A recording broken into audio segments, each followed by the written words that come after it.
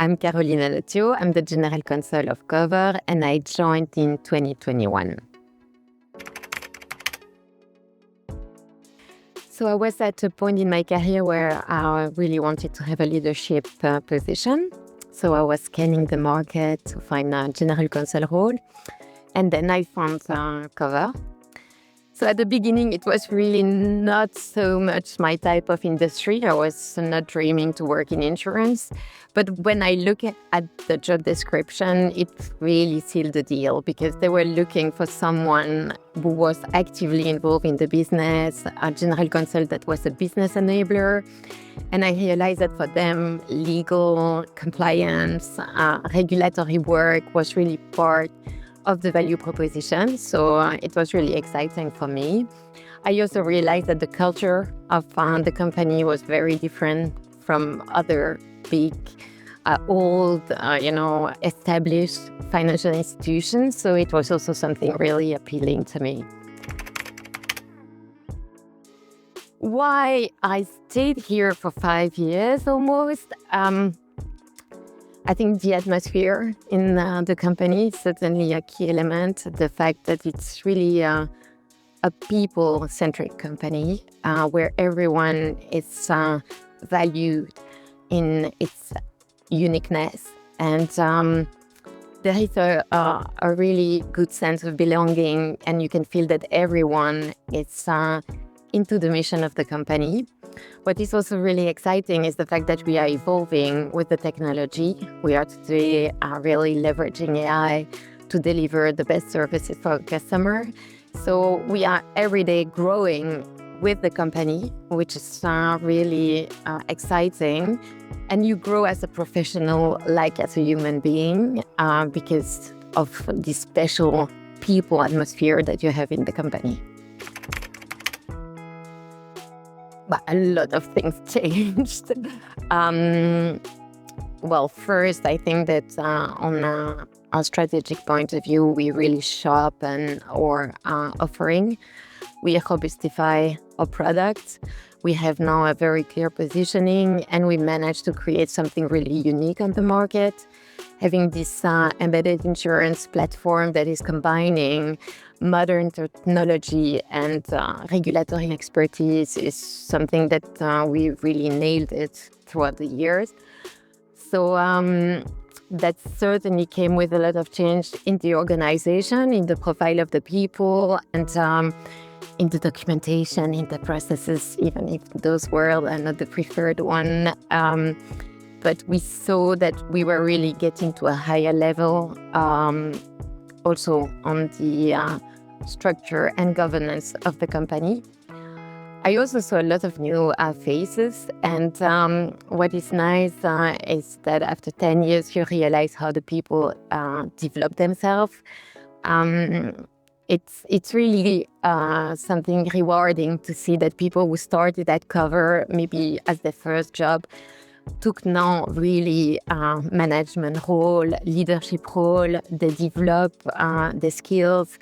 And that's really also a positive aspect of being in a young company, is to see the people really developing and involving with the company. Something really special is the fact that despite the fact that we grew a lot and evolved a lot, the culture and the atmosphere in the company really remained the same. The value, I think we defined our value, was it 5 years ago, something like that, altogether. And when I read them, I realize that these are very real values, still embraced by everyone in the company, and nobody is taking itself seriously. There is no ego, there is no politics. It's still a very collaborative and psychologically safe environment for everyone. And I think it's enabling everyone to continue innovating constructively. We are in an industry where historically there are more male than female, especially in management and leadership position. So for sure, it happened very often in my career that I was the only woman at the table. At Qover is very different because, as you indicated, we have 53% of female professionals in the company. But what is really important is to stress that we have 47% in management position. And that's probably what makes a difference at Qover in comparison with other companies in this sector.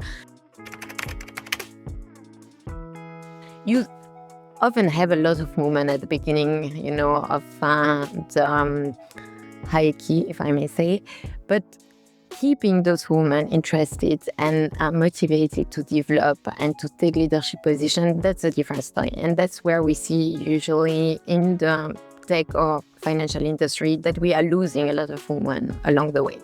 Here at Qover, it's not the case. And it's not the case because we clearly want that. So it's not something that happened naturally. Maybe one day it will. But today we really need to put, measure to make sure that we encourage, we mentor, we coach women. We make sure that they don't, have obstacle to their career, external or personal obstacle, because there is still a lot of bias from women themselves, where they might underestimate their strength, their value in the professional sector. So we clearly put a lot of focus with the HR team, but at the management, to make sure that we keep our talent and that women really feel that they have a role to play in this company. We also put a lot of focus on salary, gender gap salary. We have no gender gap salary at Qover. And again, this is because we took measure to make sure that it would not happen. So yes, I think that Qover is different because there is a clear message from the board and from the management to have an environment that promotes equal opportunity. Don't be intimidated by the label that people can put on yourself, that you might not be the right person for the tech or the financial industry, but label that you might have as well about this industry. Like I said before, insurtech was not, really what I was looking for initially. But I went over this first layer to really look at the mission of the company, the culture. So it's important to be open-minded and to look at the strengths and at your difference. And that's maybe the other advice I would like to give to everyone. Don't underestimate the power of being different. Being different is really an asset. And don't look at the typical profile that you might find in tech, even though I think that today with all the new technology, we see much more diverse profile. But still, maybe women might think that they are not, the best profile for that kind of industry. That's totally wrong to think that way. So clearly, see your strength and see your difference as an asset for the innovation. So I have a very legal-centric approach for this question, but what is really exciting me is the fact that with the modern technology and especially AI, we will be able to achieve compliance by design at a scale that was probably not possible before. So the fact that really the regulatory compliance will be embedded in the product, and this is already what we have, but we will be able to do it for much more products, much more geography. So that's really something exciting for me.